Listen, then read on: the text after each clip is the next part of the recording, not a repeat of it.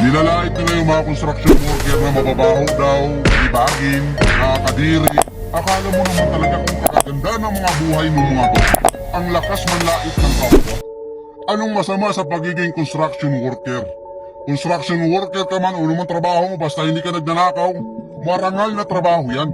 Ang hindi lang marangal, itong utak ng mga taong to na walang ibang laman kundi ang manlait ng kapwa na akala mo naman talaga ang gaganda ng mga buhay. Pati mukha, di ba? Kala mo kung sino maganda yung mga babae dyan? Hindi ko na lang ipangano dito yung mga mukha eh. Baka mamaya magsipagpalagan, mag-iyakan naman yung mga yan. Yung mga babaeng diring-diri sa mga construction worker na lagi na lang pinupost sa TikTok, kahit dito sa Facebook, na pass sa mga construction boy. Nakakadiri sila, ang babaho nila. May mga vlogger dyan, kilala nyo na yan, kahit di ko nasabihin, napanood nyo rin naman yan. Grabe, diring-diri, wow ha. E di sana kayong gumawa ng mga bahay ninyo. Ayaw nyo pala eh. Nandidiri pala kayo sa mga construction worker. Kayong gumawa. Tingnan natin. Masyado kayong magagaling sa buhay eh. Ha?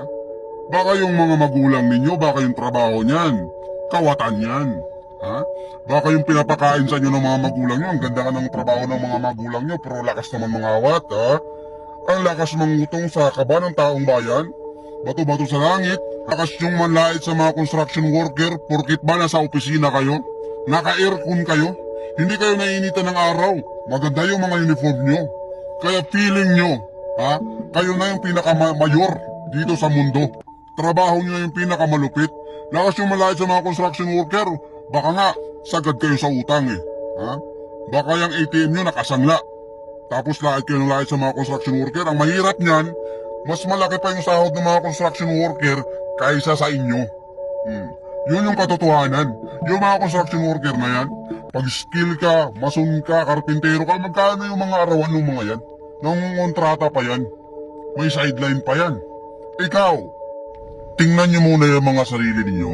Baka nga hindi nyo kayang buhayin yung mga sarili ninyo eh. Tapos ang lakas nyo ng manlait ng trabaho ng iba.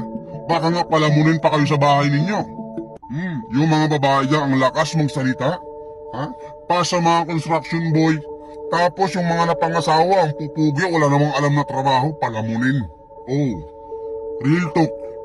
Real talk, babae pa yung nagtatrabaho. Yung lalaki na sa bahay lang kasi nga, pass daw siya sa construction boy kasi nakakadiri. Mababaho. O nag-asawa ng pogi ngayon, yung pogi, saksaka ng tamad. Oh, siya yung nagtatrabaho, magaling, palakpakan. Magiting kang babae ka. Yan tayo eh. Bago mo tingnan yung kamalian ng iba, tingnan mo muna yung sarili mo. Baka hindi perfecto yung buhay mo, kaya dahan-dahan sa pananalita.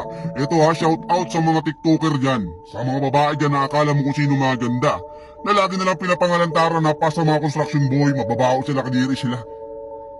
Uy, huwag kayong magsalita ng tapos, kaibigan. Ha, mga girls? Baka niyan, pag nakapag-asawa kayo, ha? Baka may hirap na hirap pa kayo sa buhay. Huwag magsalita ng tapos.